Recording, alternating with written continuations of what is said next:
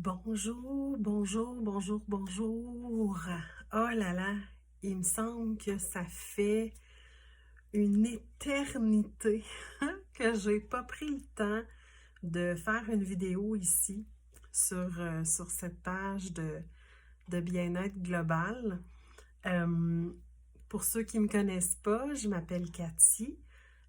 Ici, c'est ma page bien-être global, page sur laquelle je partage avec vous des trucs, des idées, des citations inspirantes, toutes sortes de choses pour se sentir mieux, surtout pour prendre soin de sa santé mentale, de son bonheur interne.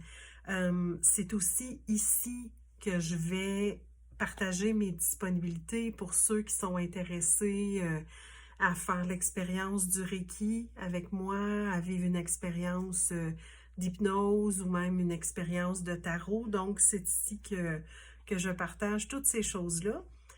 Et je pense que la dernière fois que j'avais fait une vidéo, c'était un petit projet que je vous avais proposé qui s'étalait sur un an, qui s'appelait 52 semaines pour m'aimer, 52 raisons de m'aimer. Voilà.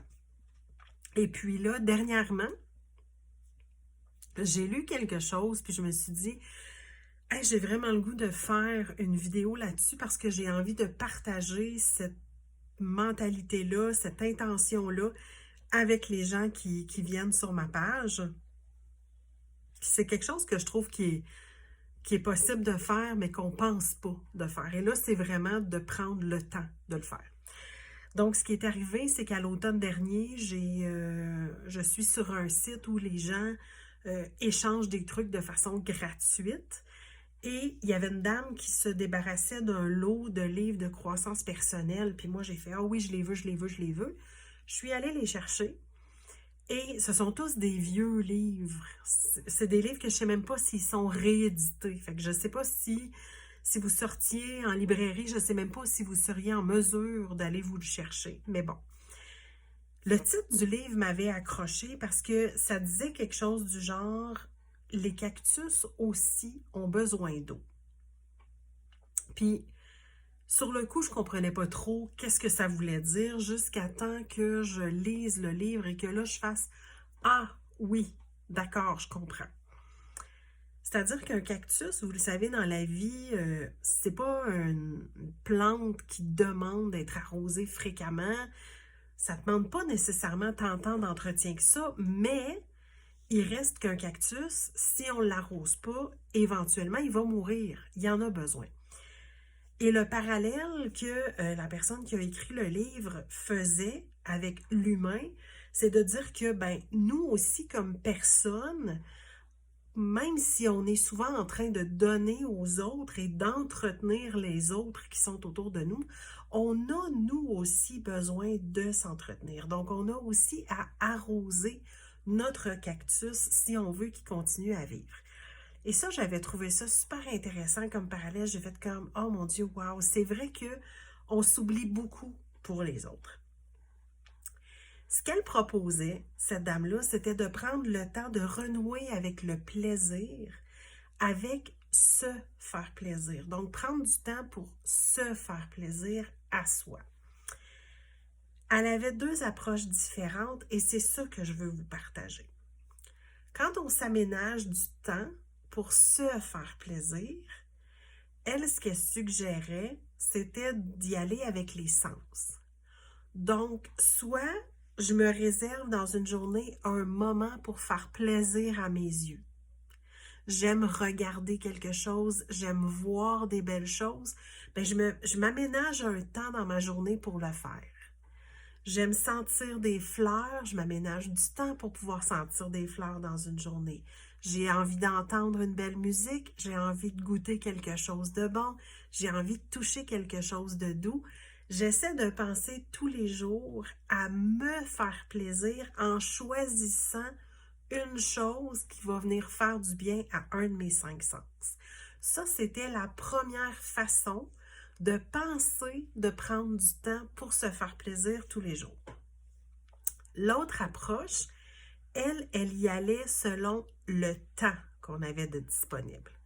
Donc, elle disait, si, admettons, vous avez juste 1 minute de temps que vous pouvez vous accorder à vous-même, ben des fois, ça peut être aussi niaiseux que on court toute la journée, mais là, on va prendre le temps d'arrêter.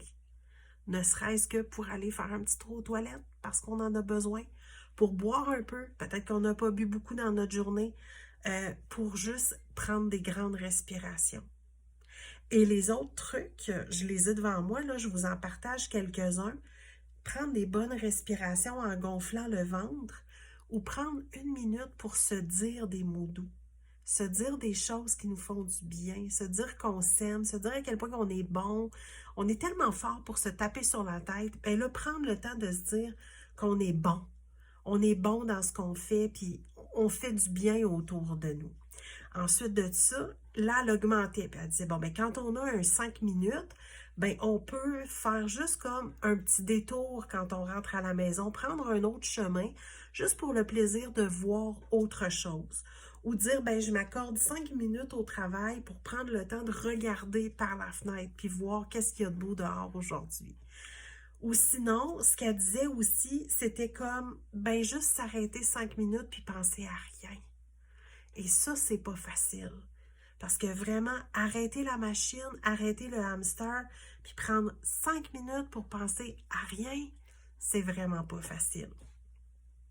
Ensuite de ça, ce qui était proposé, ben là, c'était un petit peu plus long, un 15 minutes de pause.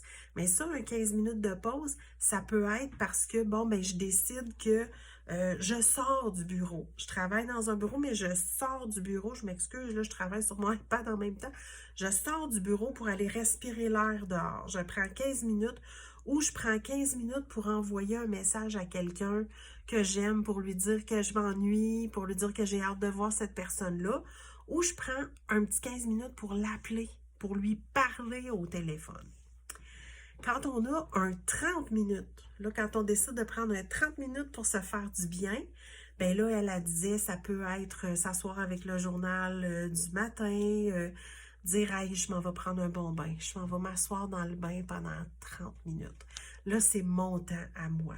Ou ça peut être, ben, si vous avez comme moi la chance d'avoir un hamac, d'aller vous étendre dans le hamac juste un 30 minutes, puis de se laisser bercer par le vent autour de vous, le bruit des oiseaux, le bruit des voisins aussi. Des fois, c'est pas toujours nécessairement si agressant que ça de juste écouter qu'est-ce que les gens vivent autour de nous.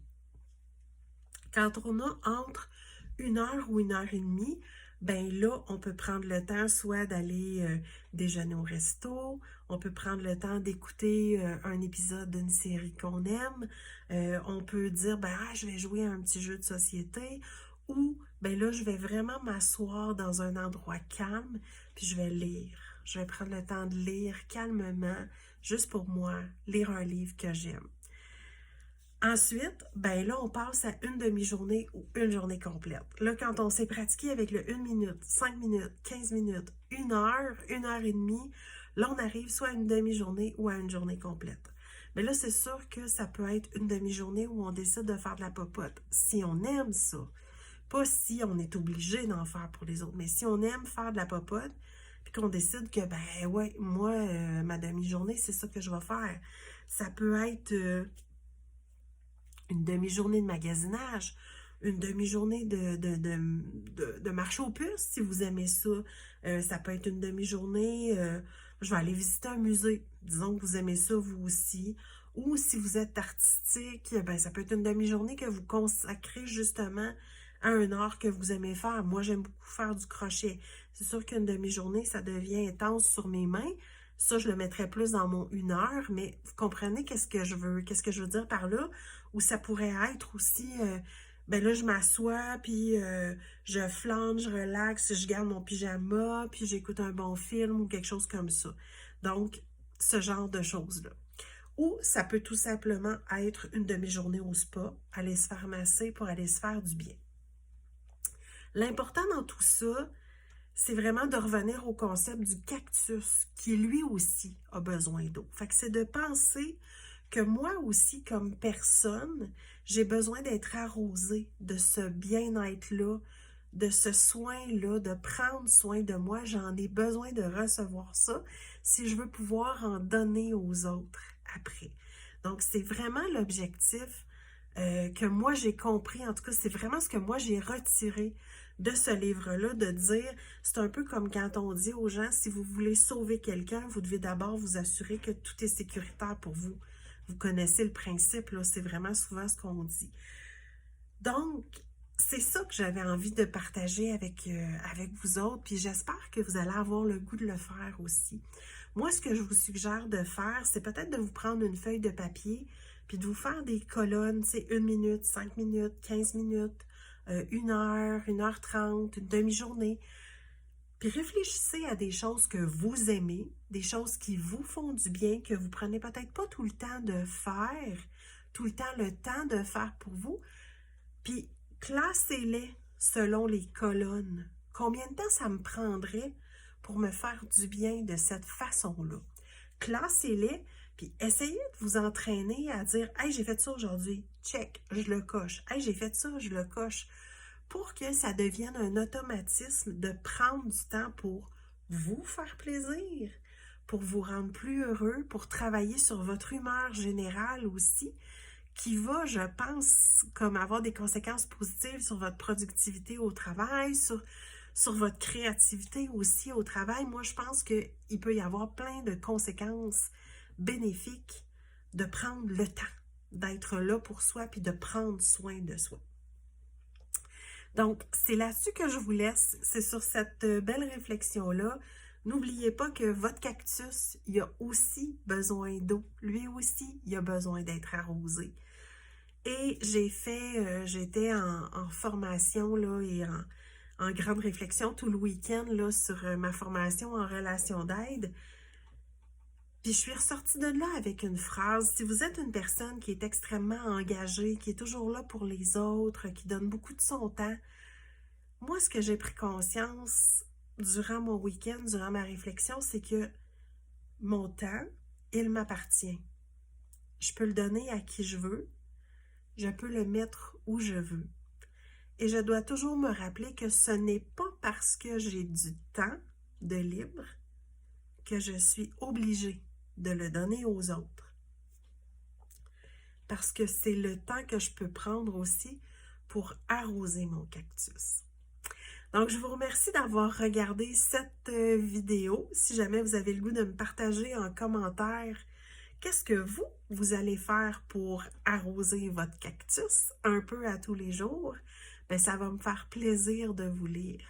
Là-dessus, bien, je vous dis au revoir. J'espère que ça ne me prendra pas autant de temps avant de trouver une autre idée pour vous partager une vidéo. Donc, je vous remercie d'avoir été là, puis je vous dis à la prochaine. Prenez soin de vous autres.